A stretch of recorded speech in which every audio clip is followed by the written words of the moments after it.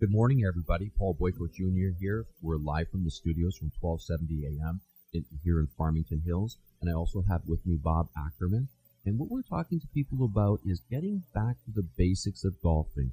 I fit eyeglasses for people. I help them see. Bob fits golf clubs, and he teaches people how to golf, correct? That's absolutely right. And what we're going to do is right now, we have some different topics that we wanted to touch on today. And the first one that we're going to talk about is the mind.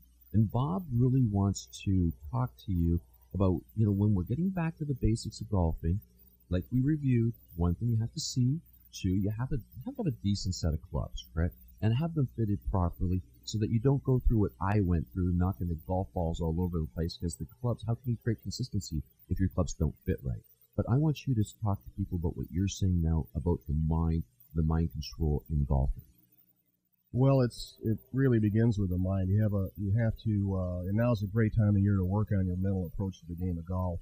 It's cold outside and it's hard you can't get out and play, but you can pick up a good sports psychology book and study, how you would think on a golf course. And that's what I did. I've been using a mental pre-shot routine, I think since about 2001. I got out of a book called The 8 Traits of Champions, and it's just calculate, commit, visualize, and feel. So every shot I hit, whether or not I'm playing in the U.S. Open or playing with my wife and kids or playing by myself, before I hit that shot, it's always the same.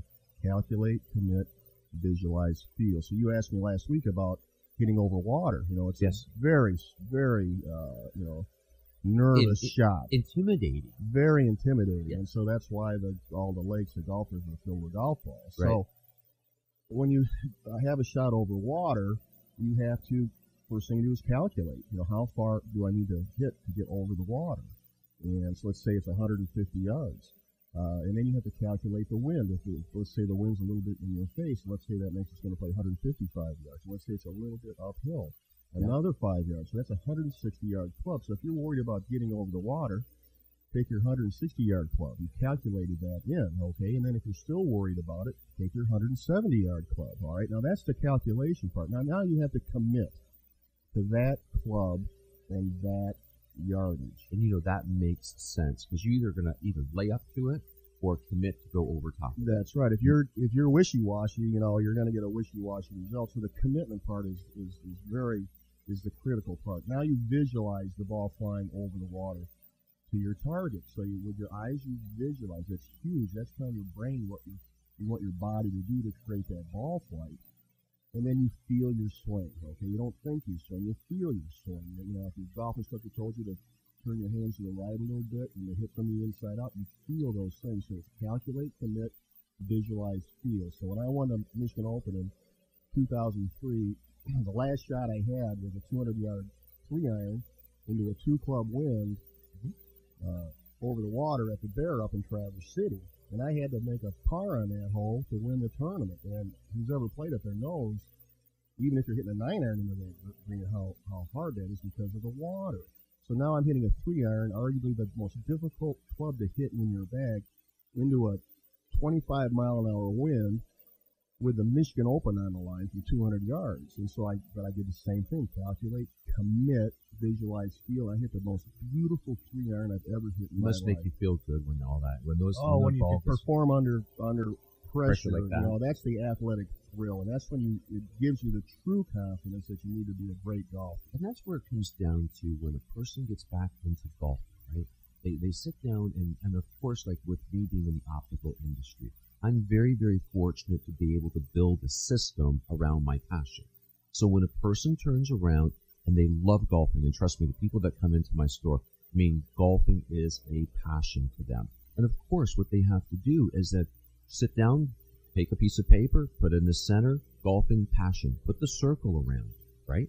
Put in it, equipment, mind, golf lessons, put your checklist of what you're looking for in golfing. But I got to tell you this one story, though. I'm not going to kid you, okay? I'm doing a demo days at Tecumseh Golf in Tecumseh, Ontario, going back about 6 or 7 years ago, right? And this guy, I'm telling people about, I can help you see the golf ball when you go golfing, right? And the guy says, well, what's it going to cost for a decent pair of glasses? And I, tell him about the normal pricing with the lenses and the transitions and the tint and everything else. And he says to me, he goes, and this is exactly his words to me. He says, I can't see the golf ball on the ground, so I may as well be playing playing golf in the dark, right? And when I told him about the glasses, and he said, no, glasses won't help me. But then he turns around, no kidding, and he walks over to Dave Bell, the instructor, and he picks up this club worth $600 or $700, right? And he says to Dave, "Do you think this will help my golf game?" So it comes back down to the part is, if you can't see, and if you think you're going to get all this different equipment, and how can this equipment perform if you can't see what you're doing?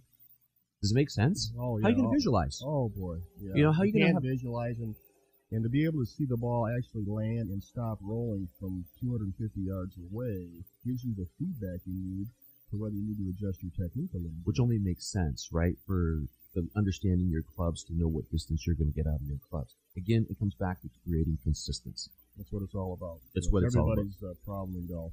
Now, we're going to go one step further here, okay? I think you and I think if we got the bogey golfer, you for teaching the bogey golfer, and me for helping the bogey golfer for vision, people say to me, well, how many strokes off my game are you going to take by me buying your eyeglasses? I say to them, how would I know? I mean, I really don't know how good of a golfer you really are. Are you trainable? Do you have control over your mind? Do you have good equipment? Do you have good course management? Do you get out and exercise? Do you do things that you're supposed to do? I mean, I don't know that part. The part I know is that in a true game of golf, and if you are a bogey golfer on 90 shots, you're going to have 14 with long woods, correct? And then you're going to have the par threes a little bit closer in. Well, you're realistically going to have 76 shots out of the 90 more towards the ground. And if you're wearing conventional bifocals that you're supposed to be using for your office, and you look down and that golf ball is blurry, this is where I help people see the golf ball. Of course, they've seen the golf ball fly down the fairways a given with their glasses because of the great distance vision on it. But we allow the people to see the golf ball on the ground. Your technique in teaching people how to chip and approach, and my technique about allowing them to see, definitely is the foundation and the fundamental of good golf. And of course, how can you have mind control if you can't see? Oh, that's absolutely right. Now, you'd have to have an awfully good caddy to tell you where to hit the ball every time you couldn't see. You know, I'm the world's greatest chipping instructor, and most golfers are bogey golfers or above. They hit on average maybe 4 greens in regulation out of 18 holes when they play this. So that means they're either coming out of the sand, pitching the ball on the green, or chipping out of 14 holes. And if you're afraid of sculling or chunking with your chip shots, you're throwing away at least 14 shots around. Okay, so by using a simple technique called the tongue, I can teach bad chippers in less than 5 minutes how to be great chippers. I do it consistently. I do it all the time. You go on my website and you can download an ebook and a DVD for a nominal charge and learn how to chip, or you can book an appointment with me too. I can teach you. But the last thing you do when you chip is you look at the hole, you look back at the ball, and you give the ball a tuck. So that looking at the hole, looking back at the ball, give it a tuck. Look at the hole, look back at the ball, give it a tuck. Shows you how important your eyes are to your depth perception. Imagine doing this and not being able to see. No, you couldn't. Yeah, that's. I mean, so realistically, how are you going to take them 2 or 3 or 4 strokes off your game? Be able to go from the basic to that next level where the consistency comes out, but then to the level where they're going to be able to do better in golf. Now, we're going to take a break here for 1 minute, okay? And we will be back. And when we come back, we're going to talk to people about the importance of equipment. That's going to be the key thing. So we'll be back here in 1 minute. Please stay tuned, and thanks for listening in.